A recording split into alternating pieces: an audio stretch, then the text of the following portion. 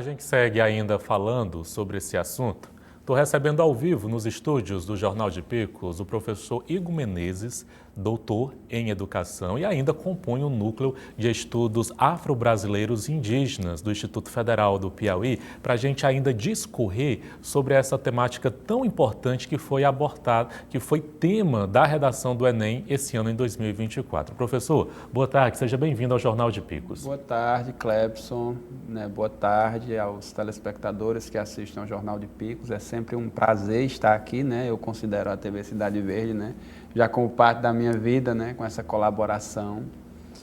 E então, Clebson, foi um tema interessante esse que foi proposto na redação do Enem, mas ele não foge, daquilo que vem sendo proposto pelo Exame Nacional do Ensino Médio desde 2014.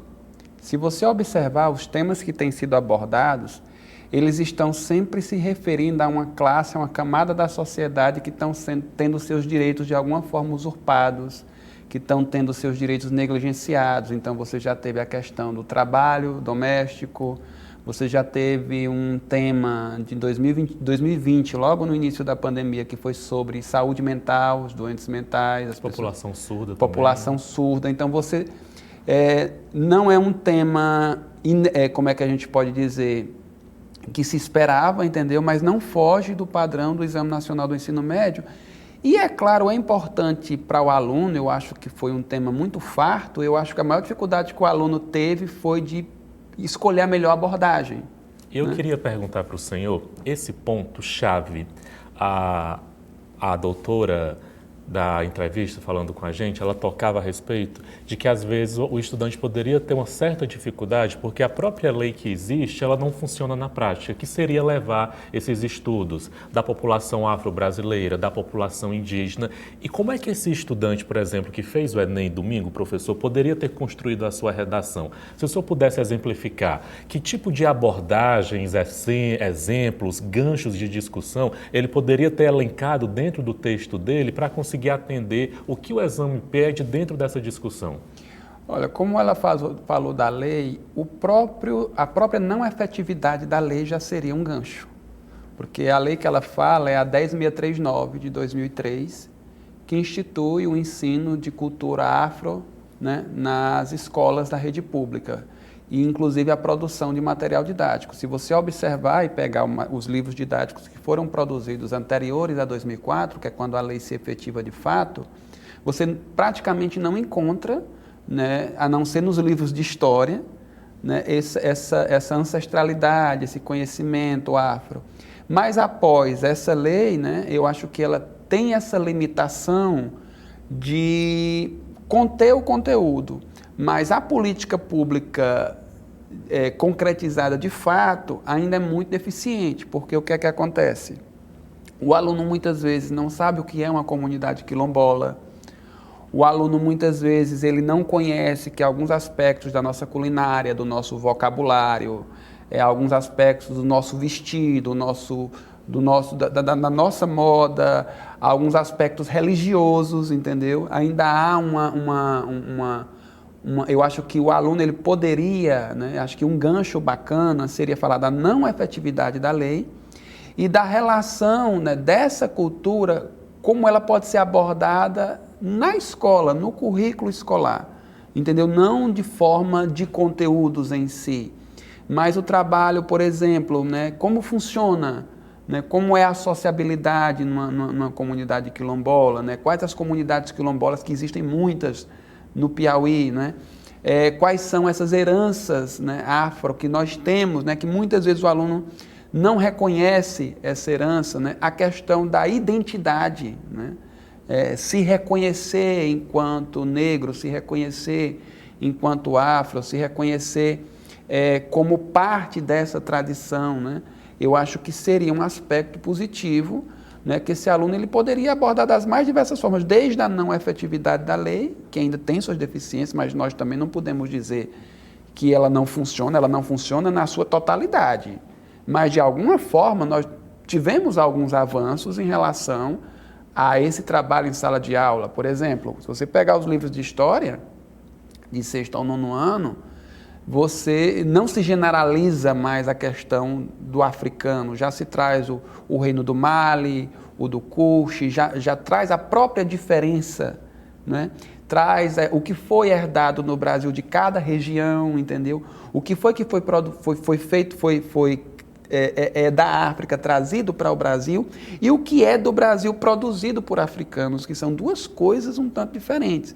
Você tem culturas, costumes que foram trazidos, que já existiam no continente africano, e você tem costumes, né, hábitos que foram construídos por esses afrodescendentes, por essa cultura brasileira afrodescendente, já em território brasileiro, né? A capoeira é uma delas, né? Então você tem aí uma série de hábitos, né? E o aluno também poderia trabalhar pelo viés da desconstrução desse preconceito em relação a algumas questões, como a capoeira e a religião, principalmente porque é a roda do debate, quando se fala de cultura africana, afrodescendente, geralmente a bola da vez na fala das pessoas ou é a capoeira ou é a questão religiosa. O senhor toca nessa desconstrução. Eu li alguns artigos de domingo para cá, onde alguns estudiosos, pesquisadores da área falavam que se o aluno também tivesse optado em trabalhar o conceito da descolonização, seria também um ponto muito favorável a discorrer uma discussão sobre esse assunto. Veja bem, nós temos uma discussão na academia que a gente chama também de decolonialidade. O que é que acontece? A gente costuma valorizar até inconscientemente o que é europeu, inclusive o científico. Se você observar as teses, as dissertações, os artigos científicos, qual é a base teórica dessas pessoas? A base teórica, geralmente, são autores franceses, ingleses, entendeu? Mas aí entra a questão, né? E a base teórica e a produção do conhecimento no continente africano? E a produção do conhecimento na América Latina, como é que fica? Claro que isso para uma redação ficaria um tanto mais complexo, mas podia-se discutir também a desvalorização desse conhecimento, né? E a necessidade de uma valorização desse conhecimento, tanto científico como conhecimento do dia a dia, entendeu? Quantas ervas, quantas descobertas, né, que têm efetividade, por exemplo, em algumas doenças, em alguns tratamentos, né, tem como conhecimento a matriz afro, entendeu? Então, trabalhar nessa sala de aula, nós não podemos ser mais não basta combater o racismo, é preciso ter uma educação antirracista. É preciso trabalhar isso na sala de aula, é preciso desconstruir essa imagem de 4 séculos. Eu costumo dizer para meus alunos, quando eu vou trabalhar a Lei Áurea, eu coloco a Lei Áurea e digo, o que é que a Lei Áurea nos diz?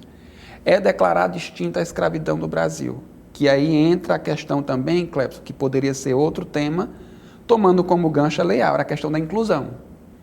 Aliar, o aluno poderia discutir a inclusão e a efetividade dessas políticas públicas, tomando como gancho um argumento histórico que é a Lei Áurea. O que é que eu faria se eu fosse um aluno do Enem, né? Pegaria a Lei Áurea, o que é que a Lei Áurea nos diz? É declarar extinta a escravidão no Brasil.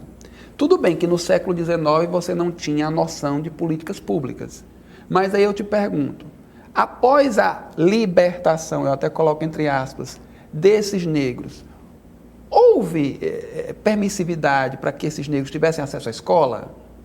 Houve inclusão desses negros em aspectos de moradia? A maioria desses negros, Clepson, após a abolição da escravidão no Brasil, ou eles foram para os morros cariocas, que deu origem às atuais favelas, entendeu? Ou ele ficou sujeito aos seus antigos senhores. Então, se você pega e o aluno cruza essa desigualdade social e a gente pega os índices hoje, onde é que está o maior volume de analfabetos? Onde é que está o maior número de população carcerária, de população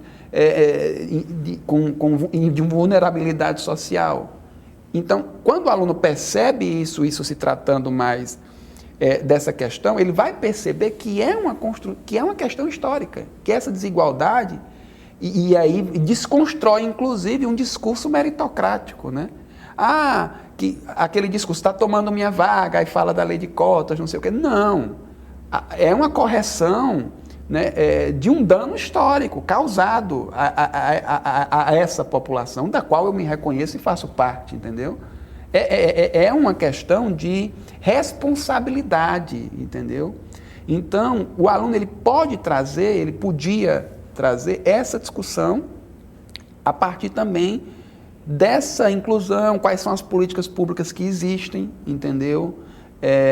Como é que essas políticas públicas são construídas, como é que elas são efetivadas, se de fato essa população ela é atendida, se de fato, se ele tivesse os números, por exemplo, após a lei de cotas, houve um aumento dessa população, dessa nossa população, desse nosso povo nas universidades, essas políticas públicas elas estão tendo efetividade, e é claro o que o Enem sempre pede, não basta apresentar o tema, ele precisa, na sua conclusão, propor uma resolutividade, uma solução. Né? Então, é um tema amplo, e eu penso que a maior dificuldade do candidato foi escolher uma linha de abordagem. Que ele podia trabalhar política pública, ele poderia trabalhar inclusão, ele poderia trabalhar herança, ele poderia trabalhar ancestralidade, entendeu? Mas sem nunca esquecer de conectar a questão histórica, né, dessa nossa sociedade, que ela é afrodescendente em boa parte dela, entendeu? Em números, com a questão atual. Né? Como é que vem sido construído, quais são os impasses, o que é que tem impedido da efetividade dessas políticas públicas e dessa valorização. Porque nós temos uma sociedade, e eu costumo dizer para meus alunos, só para encerrar minha fala, Clepson, nós somos, eu digo nós porque eu me incluo, porque eu acho uma hipocrisia você não reconhecer que nós vivemos numa sociedade racista. Nós somos uma sociedade racista, nós somos uma sociedade patrimonialista, né? Nós somos uma sociedade machista e nós somos uma sociedade homofóbica.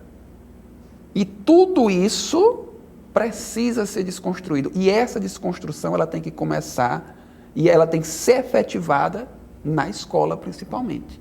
Né? Porque a partir que o estudante ele tem essa formação, ele vai desconstruindo tudo isso aqui. Conversamos com o professor, doutor em educação, professor Igor Menezes, integra também o Núcleo de Pesquisa Afro-Brasileira e Indígena do Instituto Federal do Piauí, trazendo uma visão ainda mais ampla da importância dessa temática dentro da redação do Enem e, com certeza, para além da redação do Enem, como é importante a gente discutir e desconstruir todas essas amarras. Professor, eu queria agradecer a entrevista, tá? Eu agradeço, Boa tarde para o senhor. Obrigado.